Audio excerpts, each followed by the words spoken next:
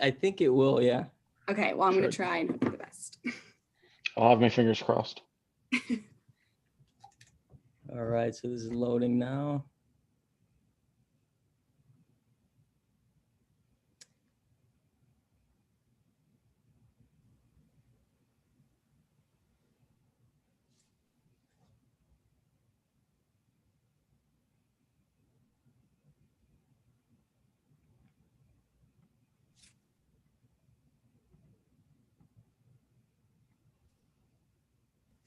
All right, what's going on, everybody? Logan Arliss here from Illinois Aviation Academy. Thank you guys for joining me for another Webinar Wednesday event. I'm joined here by John Auditory and Casey Vincent of Republic Airways, and we're going to get to hear them talk about the company. We'll hear about their aircraft, the bases, as well as the routes in which they fly. We'll get a little bit of a COVID update as to where they stand, as well as where the industry stands, and we'll get to hear about the future expectations at Republic. As always, if you guys have questions, comments, please comment below. We're watching both on Facebook and YouTube, and we'll get to all your guys' questions at the end of the webinar. But before we jump into it, John and Casey, I wanted to say thank you guys for joining us, and we are very excited to hear about Republic Airways tonight. Awesome. Awesome. Thank you so much. Like he said, I'm Casey. I am one of the talent development consultants from Republic, which pretty much is just a fancy term for recruiter. So I'm going to give a quick, company kind of overview and kind of share with you guys what opportunities might be available to you at Republic. And then I will pass it to John for kind of industry updates and the impact COVID might have on Republic and our flight operations. So I'm just going to get right into it and start with our history. So we were previously known as Chautauqua Airlines, and our first flight was out of Jamestown, New York. So Chautauqua was actually a county located in Jamestown. And our first flight was on August 1st, 1974, captained by Ron Graff, who actually stayed with the company and did not retire until April of 2019, which I think kind of speaks volumes to the company that he stayed with Republic for nearly 45 years. And of course, he didn't fly until his retirement due to, age restrictions by the FAA, but he did check logbooks, day one of training for our new hires up until retirement. So definitely has many stories to tell. Present day, our headquarters are in Indianapolis, Indiana. So if you ever had an internship with us or accept any corporate positions, or you even become a pilot or a crew member with us, all of your training, it would be done at our training center in Indianapolis, and the position would take place there as well. Our code-shared partners are American, Delta, and United. So we fly for all three main lines. I'm sure both of you know, as flight students, the concept of regionals, but pretty much it's our airplane, it's our crew, but you'll never see Republic plastered on, the side of a plane. It'll say American, Delta, or United, and, on the fine print, your safety card in the back of your seat, operated by Republic. So maybe you've flown with us, maybe you haven't. Definitely something to maybe take note of in the future when you're on any future flights. We fly the Embraer 170, 175s. We're actually the largest operator of the ERJs with just a little under 200. So it seats 68 to 76 passengers, depending on if you're in the 170 or the 175. So we've certainly come a long way from that little picture of that little plane that you see there. There's been a ton of growth in the last 46 years, which of course we hope to kick back up and continue, post-pandemic. So if you ask any Republic employee, they will say that Republic is extremely people and employee focused, and how, Republic kind of feels like a family. And I really think a lot of this has to do with our vision, mission, and guiding principles. So our vision being, with the best people, products, and performance, we want to be America's regional airline of choice, and the mission to obviously provide a safe, clean, and reliable flying experience. Our guiding principles there are also something that's really important. They're actually on the back of all of our work badges, whether you're a crew member or a corporate employee, you kind of carry that around with you everywhere you go. And these principles are, really important to us. It's kind of something that we base our decision making on and carry around in both our professional and personal life. So definitely something that you should research even beyond just Republic when you are researching other regionals and other airlines, because it kind of really can tell a lot about a company's culture. This was something that was really important to me when I was researching companies, because truthfully, you spend more time with your coworkers than anyone else in adulthood. So I really was seeking people who were positive and kind of wished my success beyond just Republic and what I can do productively for the company. And I feel like I've absolutely found that with Republic, and it's been so great working with the company. I moved to here from Tennessee, and this was my first job out of college, so it definitely was a little bit of a scary time, big transition. But I felt like my coworkers were really mentors for me and made the transition that much easier. And I do feel like I've really noticed how amazing our culture is, especially during the pandemic. The way that our board of directors have just been giving constant updates and nearly weekly communication, just during a time where things are kind of scary and the aviation industry seems a little fragile, really kind of means the world to the company. And the way that our corporate and union is working so hard to avoid any furloughs for crew members just kind of shows the importance of the culture to Republic. So those guiding principles: be a good stewardess of our resources, and encourage a culture of fun and action, which this one is particularly my favorite. My first year at Republic, I got my entire department to lip sync a Christmas song throughout the office and dance to it because I love The Office, and there's an episode where they do that in there. And then a week later, our basically head of HR wrote me a letter thanking me for encouraging a culture of fun. So I thought that was pretty cool, considering I got my entire department not to work for 30 minutes to learn a stupid dance. And he really recognized that and appreciated it. So I really wanted a company who would appreciate those little weird kind of fun things on the side, as well as working hard and being a productive and a growing regional airline. So strive for excellence in everything we do, and trust, respect, and care for one another, which obviously is a huge one. When you respect your managers, it's so much easier to want to come to work and want to, do a good job when you kind of have that throughout the office. So definitely something that's super important to Republic, and that's something that you should definitely research with Republic and other airlines when you're kind of looking at what place might be the right culture fit for you.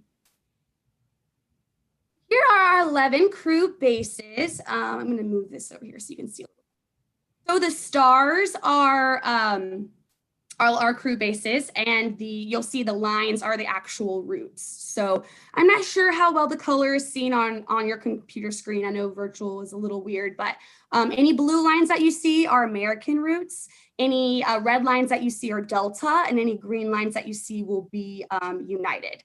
And also Charlotte is a maintenance base, but the 11 crew bases listed are for pilots and flight attendants specifically as well. This map is also from September of 2020, so pretty recently. So as you can see, even though we've had changes with COVID, and it definitely has affected a little bit of our flight operations, we still are doing, a lot of routes within the US, obviously, and even down in Mexico and the Caribbean, as you can see. We receive a monthly report of these route maps. So they do change a little based on different seasons, if holidays have occurred, things like the pandemic. So it definitely is something that is ever changing, but we always are usually flying in the Midwest and the East Coast. So that's kind of the area that we dominate. We're also the only regional airline with an extended overwater certificate, meaning that some of our aircraft are equipped with the safety equipment needed to basically be able to fly, off the coast of Florida over the ocean rather than having to hug the coast. So that's pretty cool that some of our pilots get the opportunity to get that flying experience. But if you look at this map, you can look at Chicago and you can see a ton of green routes coming out of there. So you know that Chicago probably has the most United flights. And then, if you take a look at Miami, for example, it has mainly blue lines coming out of it. So that will be a lot of American. So dependent on what base you're at, you're more likely to fly maybe a certain main line more than another. Our pilots always say, just say thanks for flying with us in your announcements though, because sometimes you can fly American in the morning and United in the afternoon. And sometimes it gets hard to kind of, get that announcement right. Thanks for flying with American, thanks for flying with United. It gets a little trickier if you are flying multiple main lines, but as you can see, most bases kind of favor one main line. And this chart on this next page really kind of highlights that. I know that map is kind of difficult to read with all of the lines, but as you can see, if you're based in Boston, you're going to be flying a lot, mainly the Delta Airlines or Delta routes out of there. And then you can look at Indianapolis and Pittsburgh and Louisville that really work with all three main lines, and you would kind of get a little more experience with all three of them at those. So these are our collegiate programs, kind of opportunities I just wanted to briefly share with you guys. I do want to preface this before I describe it to you by saying that we actually aren't accepting applications or interviewing for either of these at the moment, but we hope to in 2021, hopefully in the spring. But we still wanted to share with you guys as it's definitely an opportunity that we plan on having in the future. So our RJET Cadet Program, pretty much the point of it is if you're successful with the cadet program interview, you would get a conditional job offer to work with Republic if you chose to. So by accepting the job offer as a cadet, you're not committing to Republic as your regional of choice. But once you are a cadet, once you get all of your ratings and all of your hours, when you are ready to transition to the first officer position, you wouldn't have to apply or interview for it because you already have that job offer as a cadet on the table. So essentially, it's like a pipeline program. And honestly, I mean, the pandemic's a perfect example of kind of the cyclical nature of the aviation industry. So I would say, if anything, it's just a little more job security. Cadets will get priority over our external candidates as being a part of our pipeline program. So it's a great way to kind of get your foot in the door. And honestly, join as many cadet programs as you can, just for that kind of extra job security. But the main requirements are that, instrument commercial ratings, no more than one check ride failure, either in a Part 141 or Part 61, or currently serving as a flight instructor. FAA first class medical, and you may have your privileges lapsed privileges, eligibility to work in the US, and valid driver's license. I will say we used to have the cadet program for our Part 141 students and our pilot prep program for our Part 61 students. We've combined them both and just made it the cadet program. So if you see any information about that online, it's old and we've transitioned to one single program since then. So like I said, not currently accepting applications. We hope to in the spring, but definitely, check our website, rjet.com, if this is an opportunity that, you could possibly benefit from in the future. And we even have cadet events where we fly 30 cadets 4 times a year to Indianapolis to tour our training center and our headquarters, meet some of our pilots and our director of flight training. All expenses paid, just kind of an opportunity for you to really get a firsthand experience with Republic and see if it would be the right culture fit for you. So you really have nothing to lose. All you do is gain more information and are kept up to date with the company, which really can never hurt. I'm going to touch on our internship program as well. It's typically over the summer in Indianapolis, full-time and paid.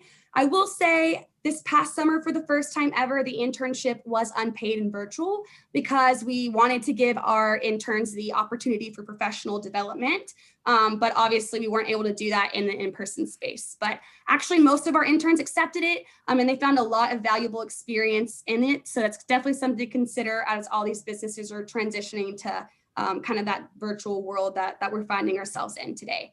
But we usually have a couple of interns in every department, and on the flight operations side, flight training, in-flight safety, and then more on the corporate side as well with, human resources, accounting, other positions like that. So definitely a great way to get involved if you're interested in kind of getting your foot in the door and learning a little bit more about the corporate side of aviation. We do hope to have an internship program this summer. We just haven't decided if it's going to be virtual or not, simply because we want to see how kind of the next couple of months pan out. But we hope to open that application and kind of decide what it's going to look like this summer during the springtime. But like I said, if you're interested, rjet.com/careers, you'll see our internship program page there. And once that's posted, you should be able to view open jobs and have them and see them all listed there. So corporate and community responsibility. So Republic noticed that basically a lot of our basically employees were volunteering together after hours, whether that was at food pantries or children's hospitals. So Republic decided to launch its own department of corporate and community responsibility in August of 2017, basically to create an organized opportunity for, Republic employees to join and really do volunteer work and kind of make an impact on the community. And I'm going to try to play this video for you guys. 1 second. And it kind of just highlights each of our big things that we do every year, big community service events that we do to raise money. So it's kind of just a great way to touch on those.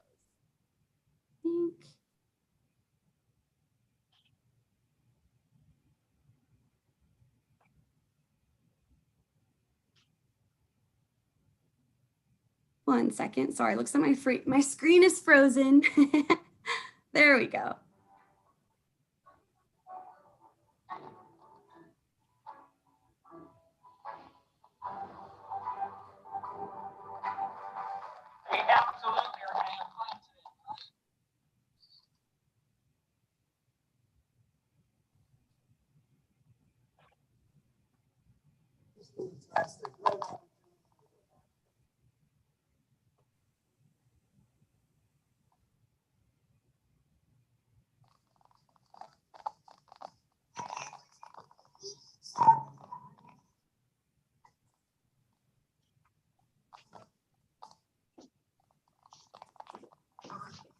Ready to get back to our military community.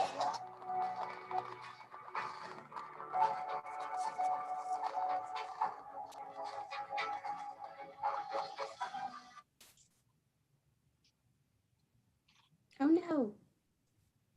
It was pretty much over. So I'm going to stop sharing this real fast and go back to my presentation.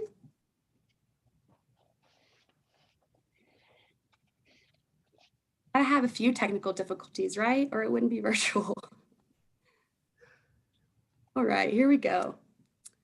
So I'm going to touch on a few of these big ones on this slide that we do. So every year we do the annual plane pool every year in April in Indianapolis at our hangar here.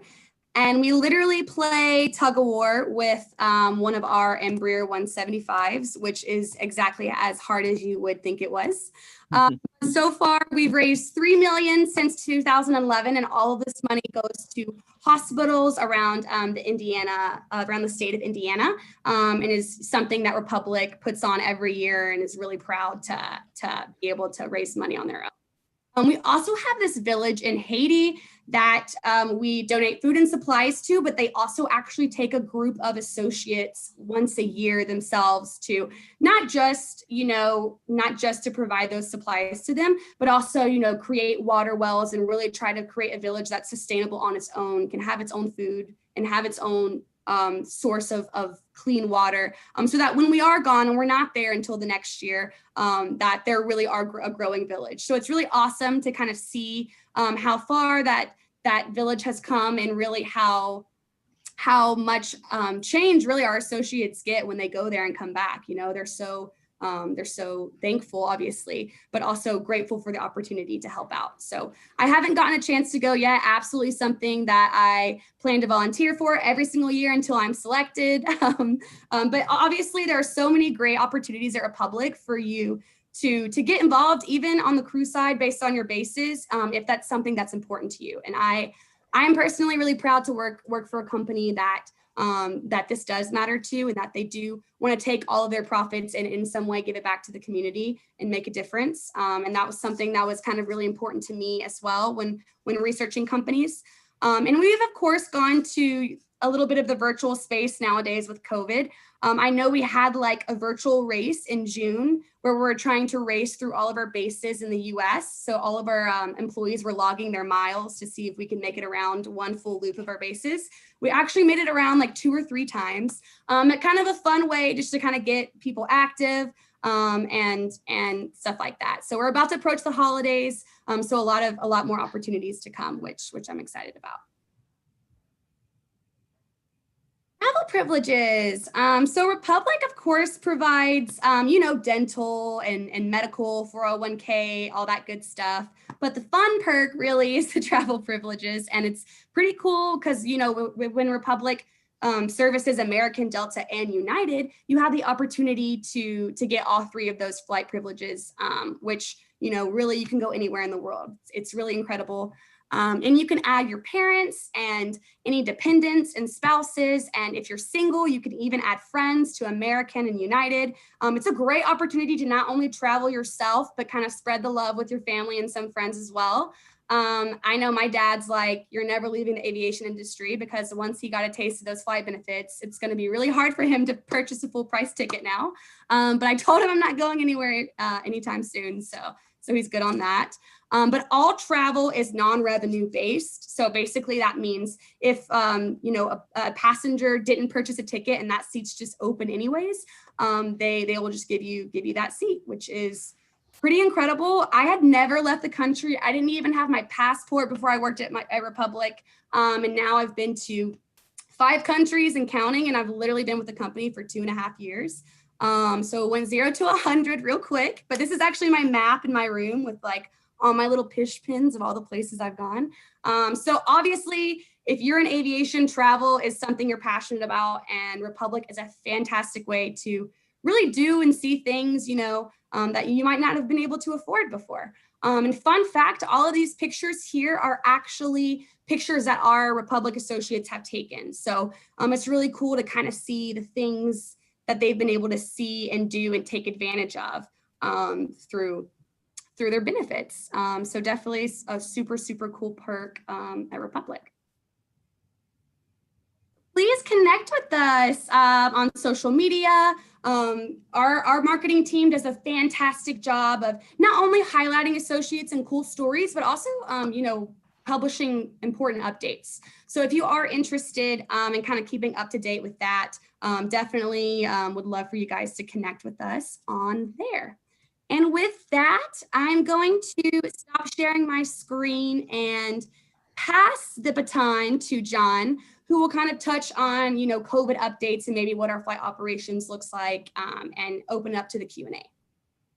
Perfect. All right. So my name is John Auditore. I am the manager of pilot recruiting, maintenance recruiting, and flight attendant recruiting at Republic. I was a pilot recruiter for Republic for about 8.5 years. I'm going to talk a little bit about coronavirus's impact on Republic specifically. Obviously, it's impacted everyone's life. But just a little bit of an overview and then a little bit more about us specifically. So an overview, right now, going through TSA as compared to last year at this time, we're seeing about 35% of the passengers that we did last year.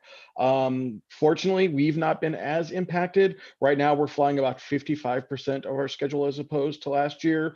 We do anticipate that going to around 60% right around the holidays. So really anywhere from 55 to 60%. And we don't really see that changing until probably the second quarter of next year, knock on wood. The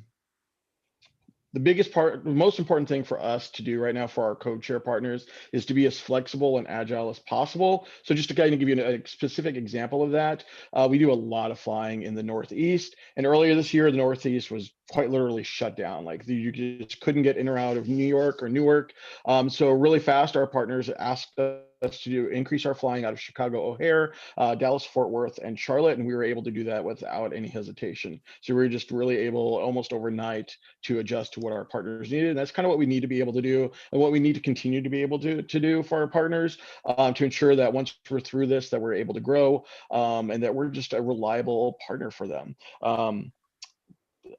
Casey alluded earlier to the fact that we did not furlough any active pilots or flight attendants. That alone has helped us because unfortunately, a lot of people are getting COVID right now. And if our crews get COVID, guess what? They can't fly, obviously. So instead of being like, you know what, Delta, I know you need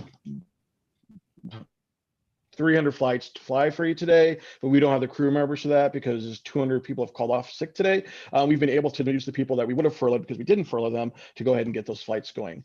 So because of our relationship between the union and the company, and because of our great pilots, our great flight attendants, they've helped us really get through this and remain as reliable as possible, which will help everybody down the line. Right now, we have about 12 aircraft that are still parked. Those aircraft are aircraft that we got from a competing regional earlier in the year. We did bring about half of those online, but we still have the 12 remaining parked. We do anticipate all of those flying by the second quarter of next year as well. So that's really the impact that COVID has had on Republic at this point.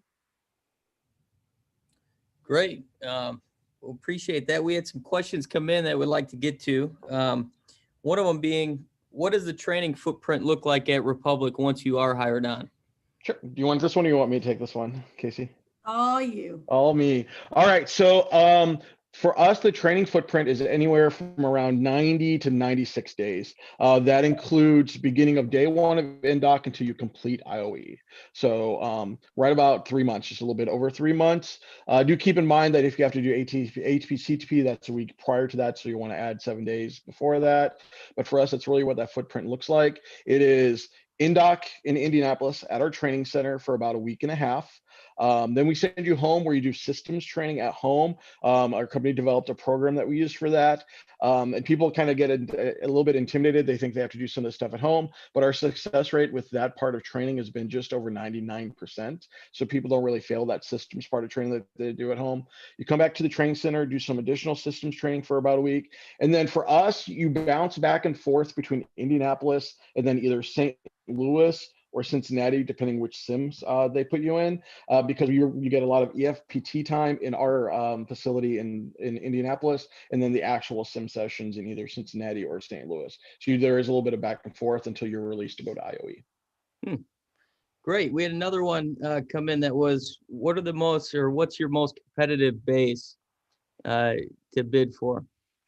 If you would ask me this in February, I could have given you a really good answer. The reality is right now, I don't know what that's going to look like. I will tell you what it was Chicago. Chicago was really, and it wasn't hard to get into as a first officer, but it was one of those bases you could get into it, but you would be on reserve for a very, very, very long time. And it was almost impossible to get into as a captain. So it was almost impossible to upgrade into Chicago. Guarantee that we haven't had somebody go directly from first officer to captain in Chicago in probably 10 years, to be quite honest with you. But with the increase in flying that we've done out of Chicago, I don't know this for sure, but I've been told I'm guessing that a lot of that will stay in place. So I don't know that Chicago is going to be as senior as it was once we're done with all of this. So to be determined. It historically was Miami as a first officer was one of the hardest bases to get into. But for the 6 months that we were hiring before we stopped hiring, Miami was going to first officers in training. So it just changes a lot. Perfect.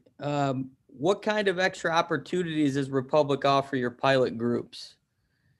I think in terms of professional development or growth, maybe recruiting positions or training positions that are available. You want this one? Yeah, I'll take this one.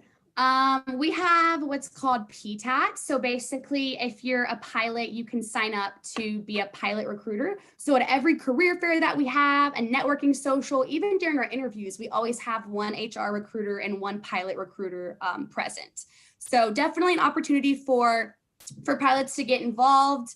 And it's also really fun to get to travel. Honestly, one of the favorite parts of my job is getting to know the pilots on a personal level that I go on trips with.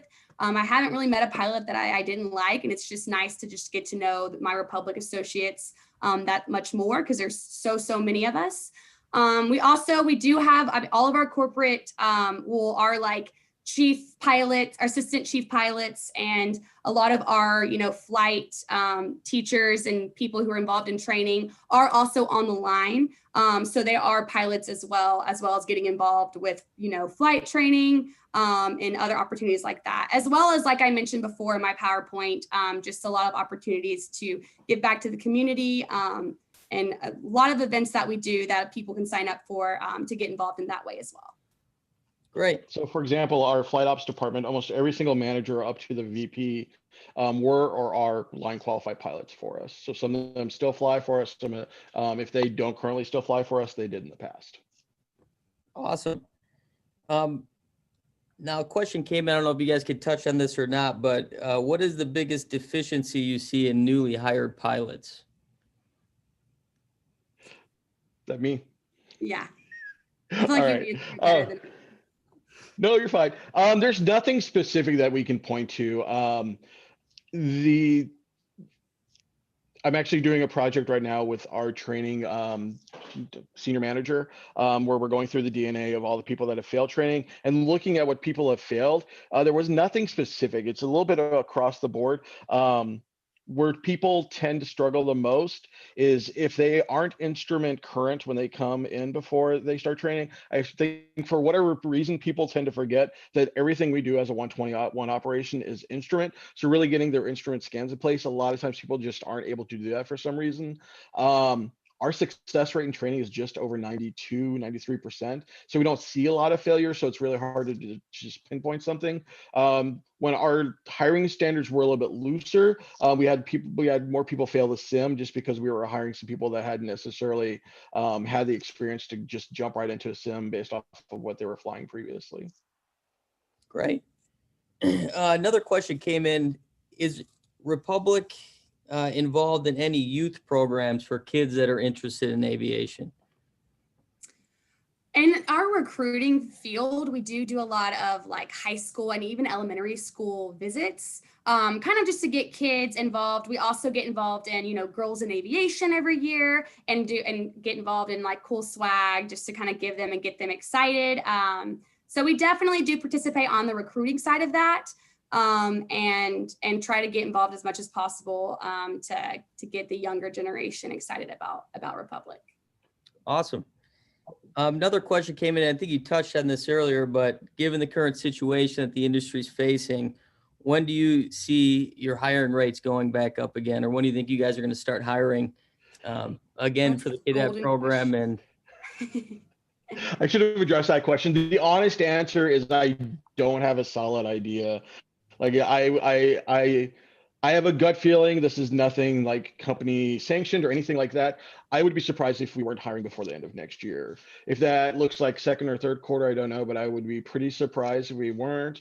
But again, and something that Casey alluded to earlier, the people that will have priority at that time will be our cadets. So the people that are currently in the cadet program will have first shot at getting into the whatever classes we do run.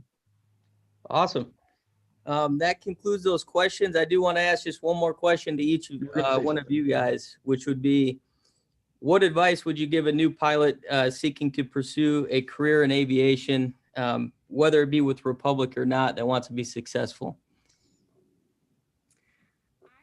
I will go first. As a recruiter, I'm going to say, keep in contact with your connections, anyone you know who is a pilot. I'm going to put me and John's contact information on here. Jot it down. If you ever have any questions, if you want updates on if we're hiring, if you're wondering what opportunities are available to you at Republic, use that. Some of you guys are going to reach your ATP minimums when airlines aren't hiring yet.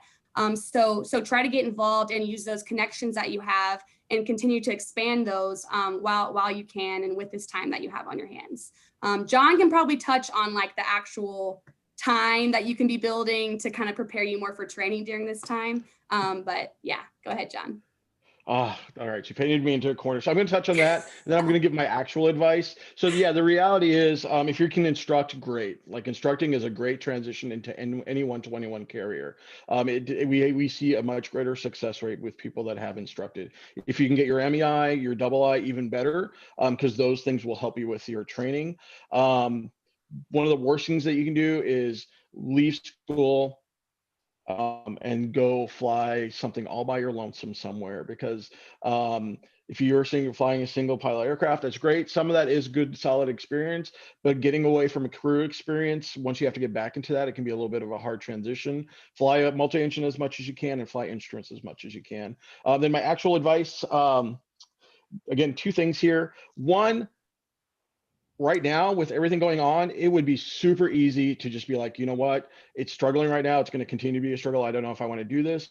The harsh reality and the job security for us as recruiters is shortly after every place starts hiring. I'm going to say 6 months after everything's open up and everybody's hiring, we're going to be seeing that pilot shortage again. A couple of Boeing and I'm going to forget the other company, but 2 companies have just released their 20-year update for what they forecast is the pilot need. Not just in this country, but worldwide, there is still going to be a shortage. So there are going to be ample opportunities in the short-term future. Just have to get through this bump that we're in right now. And then the other thing is, you know what, for whatever reason, people really freak out about going someplace and interviewing. Interviewing should be important to you, but never, ever forget, no matter where you go, whether it's Republic, no matter where you go, your interview is always a two-way street. That company should be doing just as much to impress you and to get you on board as you're trying to impress them and get that and become part of their company. Awesome advice there, guys. Well, thank you so much for joining us. I think we've covered everything, and we've surely learned a lot from both of you. So we appreciate your time. Absolutely. Thank And you. I can go ahead and share that contact information if you would like, if anyone is interested to jot that down. But thank you so much for having us. It's a great opportunity. Like I said, any way to connect with students right now, we are more than happy and so excited to do that. Awesome. So you can throw that up now. And for the rest of you guys, that's it for tonight. Stay tuned. We'll be back on December 2nd. We'll be speaking with Garrett West, the Director of Maintenance for United at their O'Hare hub. So interesting stuff. If you're interested in becoming a mechanic or the process and the training it takes to do that, make sure you tune in then. Thanks, Casey. Thanks, John. Appreciate your time, and you guys did a great job. Appreciate it. Thank you. Thanks.